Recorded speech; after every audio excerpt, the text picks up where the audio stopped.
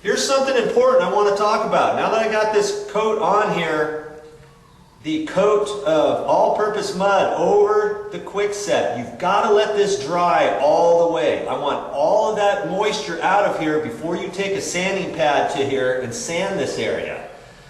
Okay, even if it's slightly questionable, don't hit the sander on here, a sanding pole or a sanding pad or a paddle sander, whatever you're going to use to sand that. Wait until this is 100% dry, because if you don't, and you might think, oh, the top surface looks okay, I'll just kind of brush it down with sandpaper. That sandpaper will eat right onto the area where it's going to be wet, and you're going to drag stuff all over the place. Now you're going to have to do another coat of mud. You know, if that happens to you, hey, it's not the end of the world. You'll have to put some more mud on there and go over it again. But I'm just letting you know, it's much better to just wait for it all to turn the same color as the surrounding patch area, okay? You'll know when it's dry, trust me. Then you can lightly sand that down, take a quick look at it, and if you need to, you're going to put a tight skim over that and blend it in. If you tight skim it, you're going to do this area, and then you may want to extend it out just a little bit further. The idea here is we don't want to have any sort of bump here, and I think we did a good job here. This looks nice along here. Can't even see that patch there, can you? But we're not done, but when we are, it'll look great.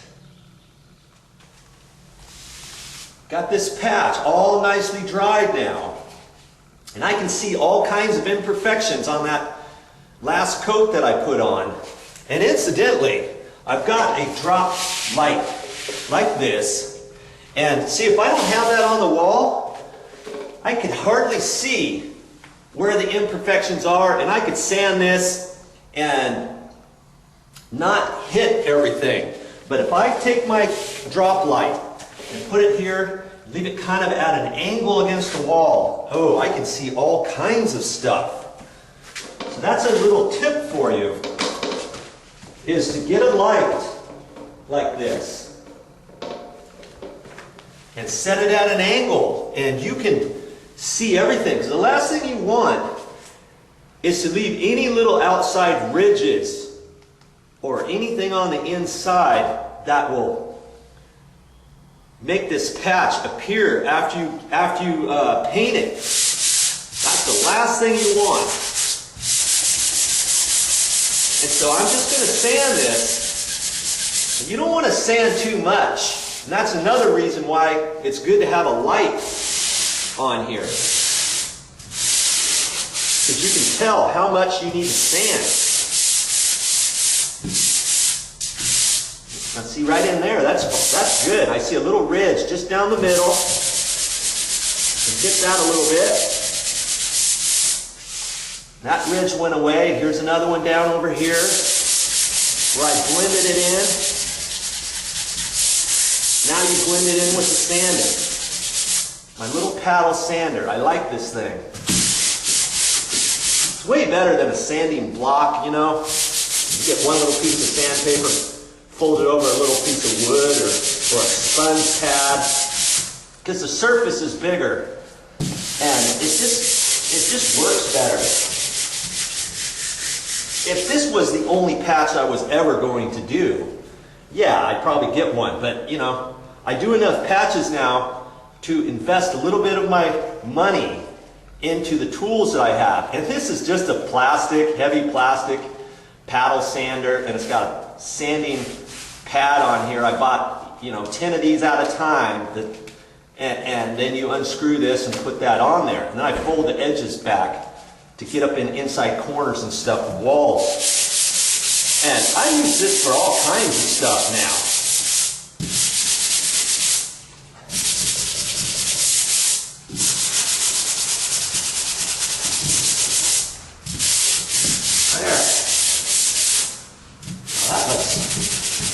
That looks really good.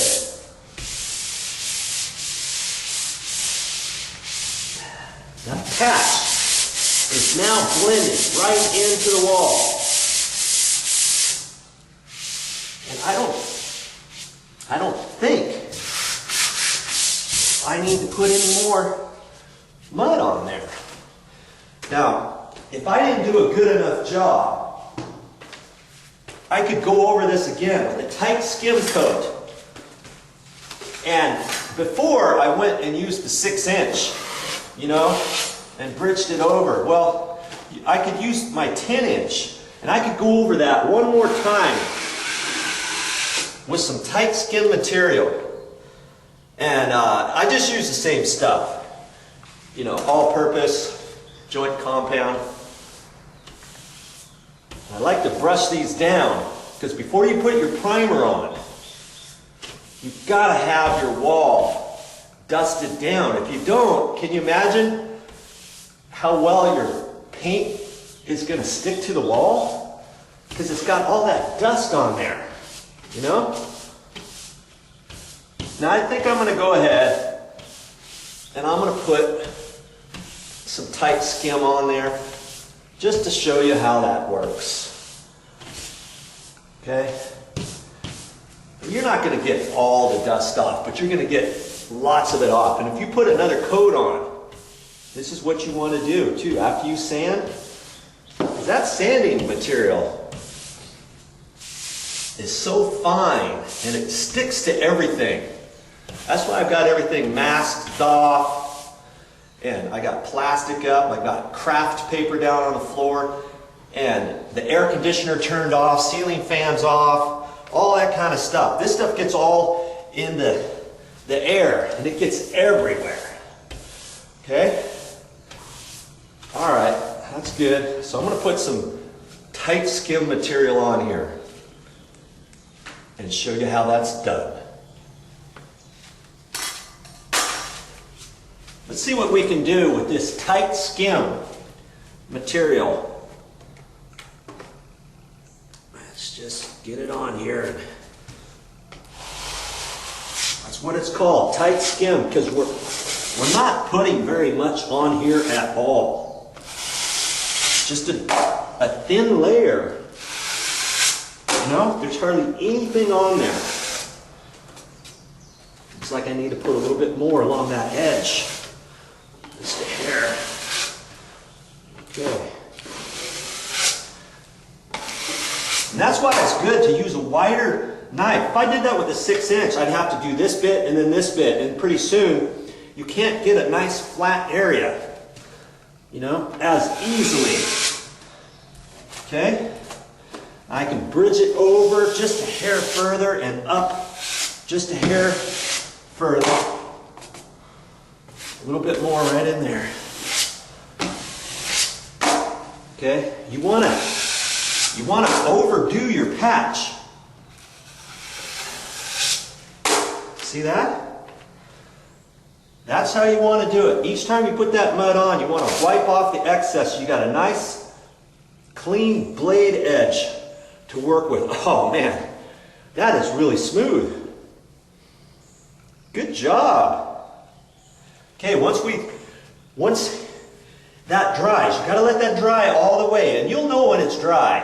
Then you can do a light dusting with your paddle sander again, all the way around the edges. And the important thing to remember, when you're using a paddle sander, you only want to do it a little bit and blend it in. You don't want to sand with this too much, thinking I'm going to sand and sand and sand and get it really super good. The more sanding I do, the better it's going to be. Wrong.